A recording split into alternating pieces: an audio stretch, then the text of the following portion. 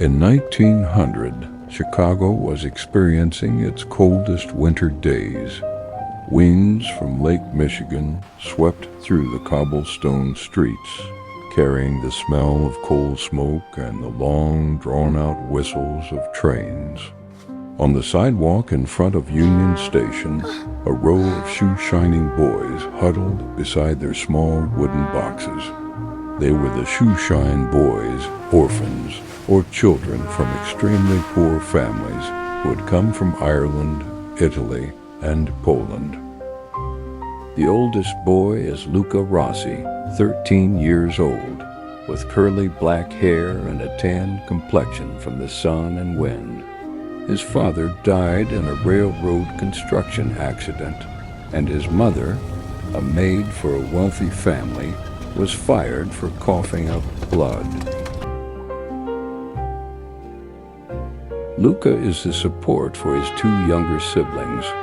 Every morning he gets up at 4 o'clock, runs 2 miles to the station, cleans his shoe polish box with kerosene, and waits for customers. Shine my shoes, sir! Shine my shoes! Just 5 cents! Luca's voice rings out, warm despite his lips being purple from the cold. Beside the boy is 12-year-old Jimmy O'Malley, with golden blonde hair and large, Here, I broke the round bread. blue Take eyes. half. Thanks, it looks Jimmy good. is an You're welcome. intelligent Let's eat. boy, always helping and sharing with his friends. He was orphaned at a very young age, only knowing that his parents were of Danish origin. Then there's Annie, the only shoe-shining girl in the group, 11 years old, the daughter of a factory worker. Annie has lovely, fluffy hair and always hides a small mirror in her pocket to look at herself. She dreams of one day going to school like the rich kids.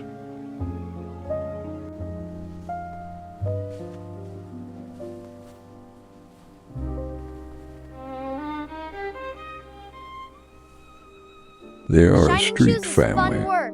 The Yeah, two and we make boys good treat the tips. little girl Someday we'll like have our their own little shop. sister, Right here at and Union are very Station. fond We'll of be her. the best. They That's the always dream. protect her in every situation. You two sit here. At lunchtime, I'll go they buy share some a bread. dry We'll loaf eat of together. bread bought for 2 cents, dipped in leftover ketchup from a shopping cart.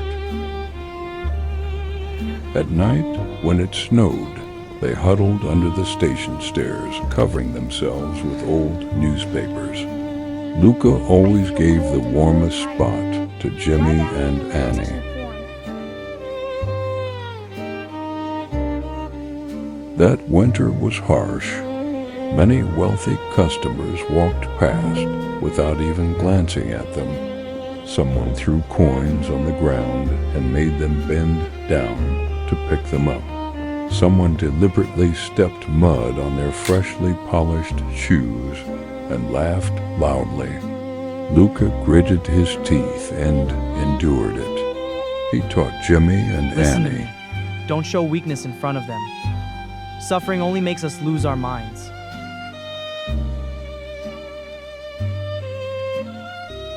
One February afternoon, when the snow was falling heavily, a man in a luxurious fur coat stops in front of Luca's box.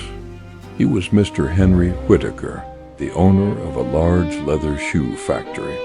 His shoes were covered in mud and snow. Hey kid, shine my shoes. 10 cents for you.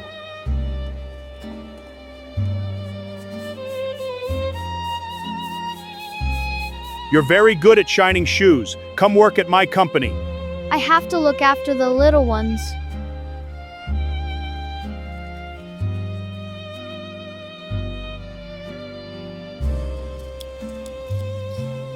Thank you. Consider our exchange. Hold on, please. Hey, Annie, watch him. I'm gonna buy some medicine That for him. night, Jimmy has a back! high fever. He coughs incessantly and his body is burning hot. Annie me some sobbed, cough medicine. wiping her Not friend's enough, forehead kid. with a wet towel. Luca ran through the snow to the pharmacy but was turned away for not having money. He had to sell his last coat, the one his father left him, to buy a cheap bottle of cough medicine. Jimmy takes his medicine, still trembling. In the middle of the night, he holds Luca's hand and whispers, Luca, I dreamed of Mom.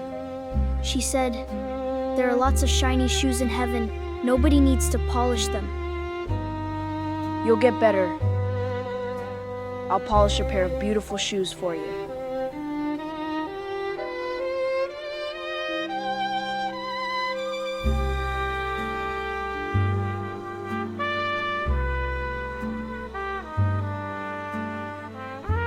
The next morning, Jimmy didn't get up.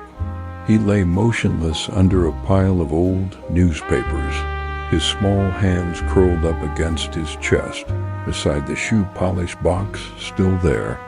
He couldn't use it anymore. Luca, calm and composed, doesn't shed a tear. Annie sobs, and several other members of the group are also present. They grieve over Jimmy's death. Big Mike, the 15-year-old black boy, and Lai Tang, the 10-year-old Asian boy, are also in the group. They dig a small hole behind the train station.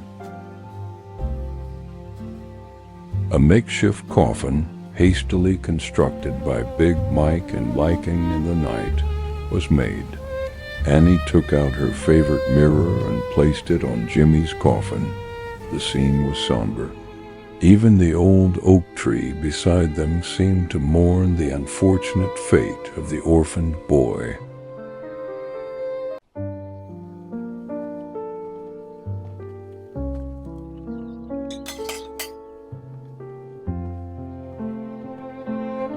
They exploit mercilessly. The children are tools for their money. But news of Jimmy's death spreads everywhere. All the shoeshine boys throughout Chicago begin whispering to each other. Now we must They protect don't each dare other. strike, but they change their ways.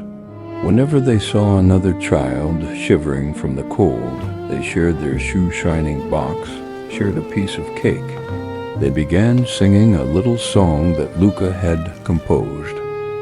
Shine, shine, even though our hands are cold. Shine, shine to brighten life. No matter how poor we are, our hearts are warm because we are brothers on the streets.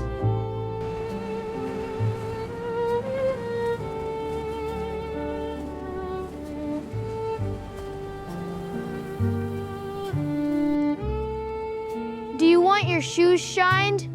No, I don't want my shoe shine anymore. I want to buy all your shoe polish. Do you want to work for me? We don't want to be exploited. We just want to be treated like human beings. It's work or nothing, boy. Sir, where will we be working? It's quite far from here, and it's the work of a real human being, kid.